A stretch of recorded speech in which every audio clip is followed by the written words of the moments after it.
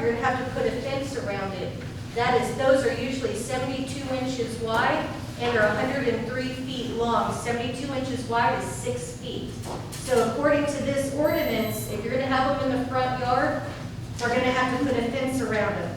Backyard's fine because we have in our backyard, of course, we all have fences around our yard, and that is fine. I just would say beware having it in your front yard. It is against the ordinance, but you don't know what kid's gonna be, you know, running down the street, doing whatever, and see that pool and get in and may not be able to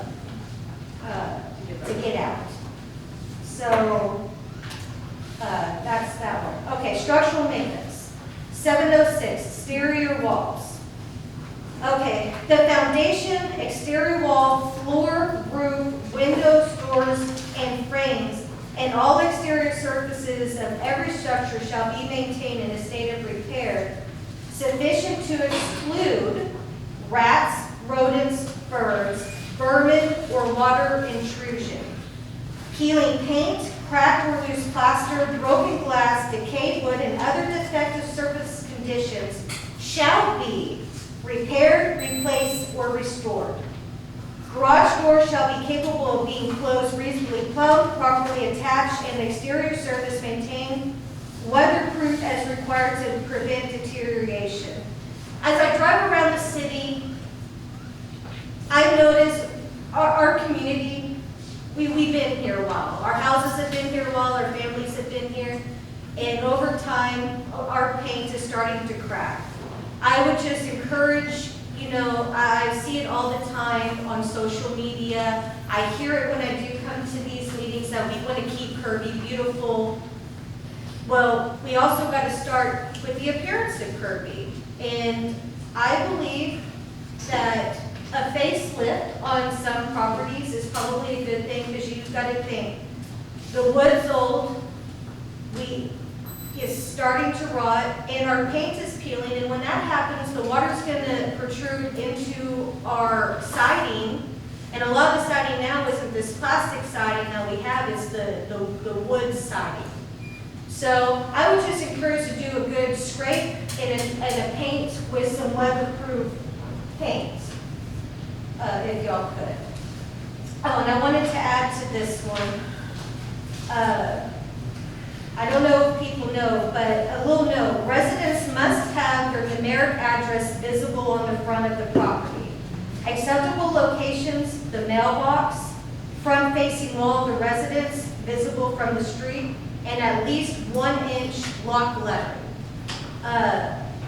It's really hard for me when I get a call to a house, and even when I was on patrol, getting a call to a house, especially at night, and you have your spotlight and you're trying to find an address and you can't find it because there's no addresses posted. Even, you know, the mail, you know, has trouble sometimes when we can't find, you know, the address. So just remember that is in the ordinance, at least 1-inch block letterings. And if you're going to put it on your mailbox, it has to be reflective lettering, okay? Next one, fence replacement. Fences and walls shall be maintained in good condition by cleaning, painting, or replacing broken or damaged sections when required. Trash cans. I get this complaint a lot about trash cans. The contract with Republic and the contract that was signed pretty much several years ago by Mayor Pierce, it says trash cans will be placed on the street Wednesday at 8 p.m. Trash cans must be removed from the street Thursday by 10 p.m. Also in that it says trash cans must be stored on the side of the residence.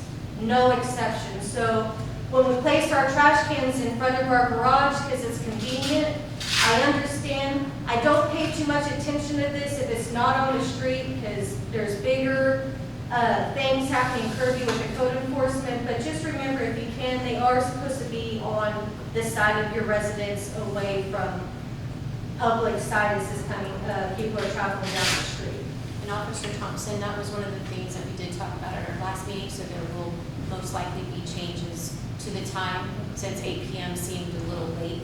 Okay. But we, I do know that that was one of things, so it went back to the original because when it got amended, the times were left out completely. So that will be something that will be changing. And this is one of the things, the trash can, if it's out on Thursday on the curb and I drive by at 8 a.m., I don't mess with it as long as Friday it is removed. That's just one of the things that I understand. People go to work early, they're not going to get home till late and may not get the trash can out. I can tell you my husband is the worst at it, putting that trash can out. So, okay, next one, noise nuisance.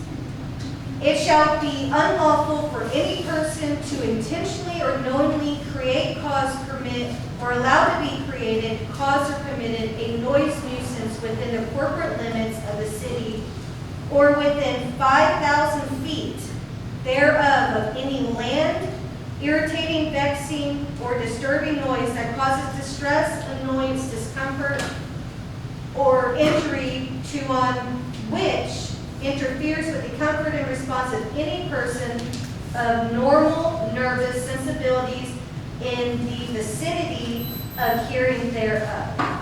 So that means mufflers. If you're going to go outside and you're going to start your car, like me, I have a loud muffler of my vehicle.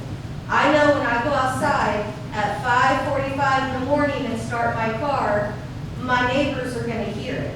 Thankfully, my neighbors are awake when I leave, so it's okay. But you got to be careful of that. I haven't had this in a while, but a couple of years ago, we did have a complaint like this in the city that, the neighbor's vehicle was really loud, and he actually had to change that muffler, so it was too loud. And then remember the erection, including excavation, demolition, alteration, or repair work on any building or other structure other than between the hours of 7 a.m. and 6 p.m. on weekdays. No construction on weekends. We learned that a couple of years ago. Okay, and I want to add one last thing. This is the conclusion, but this question did come up, and I was actually unaware of it because it is in the animal ordinances, but something did come up when we got a complaint, and we actually had to look into that. If you were walking your dog down the street, a public roadway, remember it needs to be on the leash, you need to carry a bag. It's not supposed to be in anybody's yard, it's supposed to stay on the sidewalk. If it does happen to be in someone's yard and use the restroom, we need to clean it up. On the same token, if you have your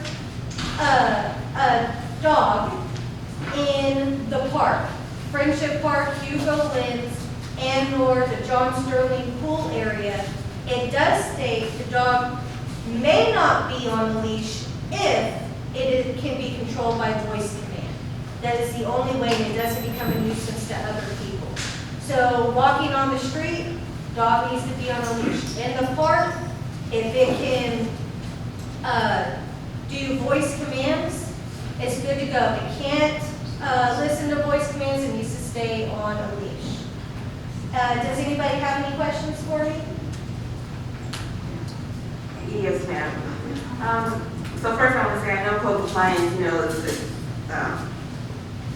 for you, I can understand it's a tough situation and also for the residents because we want the city to be clean and, like you said, beautified. But then again, I remember, for example, a couple of years back, I remember watching on social media, people were complaining like, we need to clean up, where's code compliance? And then I believe stickers started to be put on cars, and then people were like, well, why are they putting stickers on cars? It's like, well, what do you want them to do?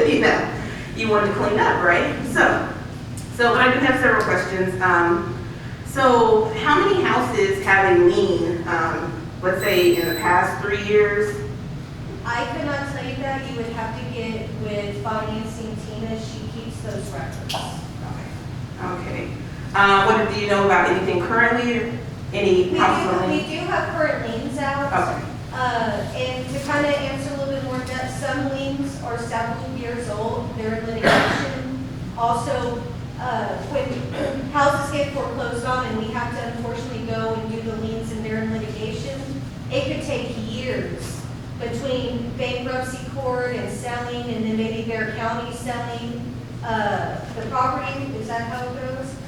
Right, It well, just takes a while. we have recouped some in the last couple of years. We've recouped some old liens, we've recouped some newer liens, because if a person wants to buy the property, then they're required to make sure they pay all the liens, all the back taxes, and then that can get paid to the city. We've also had a couple of instances where an individual actually came back and paid off the lien to just release it on their own property to keep it. So I can look and get an actual number, but that has happened. Okay, and how do you decide, like, so, what's your route? Like, how do you decide where to go? Like, do you go block by block, how does that work? For my code, I have it cut out into 3 sections in the city. And there's an A, a B, and a C section of the city, and it takes a while to move through the city sometimes. You know, it's just me, but, trying to think, you go down, if you take Van Ziegelman and Crest up, north, if you just cut the city in half, that's A and B, and pretty much down below is C. That's kind of how it's cut. Okay, and so when you go, do you keep a record of the streets that you go on? Is there like a list? Do you have a? So, in y'all's council packets, I think you probably got it at the beginning of the month, or it's in this one. I actually provide Ms. Vernon with everything I do in code. Yeah, that's in the It's Dropbox. actually in the That's your monthly Dropbox. reports that are in your Dropbox. Every month, you'll see the prior month's reports that list all the addresses and all of the code. What the violation is. Citations. Okay. Okay, and are we still doing ride-alongs, or do we stop that because of COVID? Are we still doing that? So if I wanted to ride along with her, I could do that? Okay, I would like to do that. And thank you again now. The lieutenant wants to say something. If I may, just to clarify, Ms. Thompson is another one of my hardest workers. It is an absolute, it's been a task to get everyone in compliance in Kirby. I'm sorry, I don't even hear it anymore. She is also working on building code for the businesses and also apartments and anything like that, if they're not in compliance. So that takes up a lot of her time. What's ending up happening is our officers are now being assigned sections, and it's actually be a lot more sections, and